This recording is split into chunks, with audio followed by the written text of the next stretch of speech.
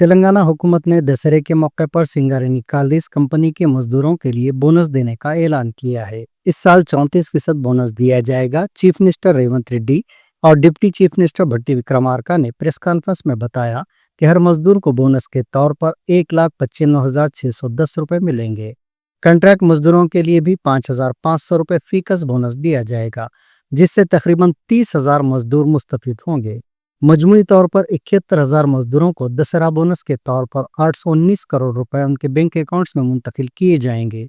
Singareni company ने मजमूई तौर पर 6,394 करोड़ रुपए मुनाफा हासिल किया, जिसमें से 2,360 करोड़ रुपए अखराजात के बाद बचा हुआ मुनाफा है।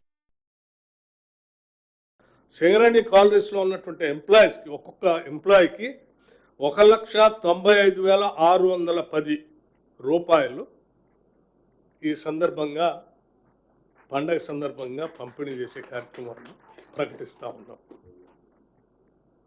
1,00,000 నేను మళ్ళొకసారి చెప్తా ఉన్నాను, ప్రతి కార్మిక సోదరుడి కుటుంబాలకి 1,95,610 రూపాయలు 1,95,610 రూపాయలు ప్రతి కార్మికుడికి దీని ద్వారా పంపిణీ జరగబోతా ఉంది.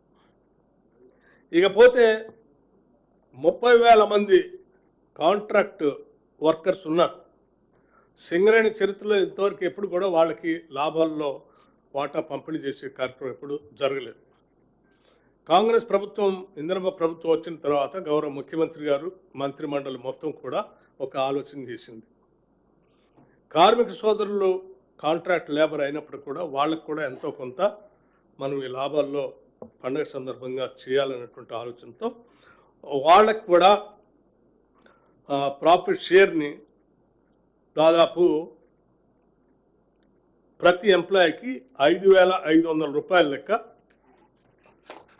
5,500 రూపాయల లెక్క పంపిణీ చేసే కార్యక్రమాన్ని చేస్తాం.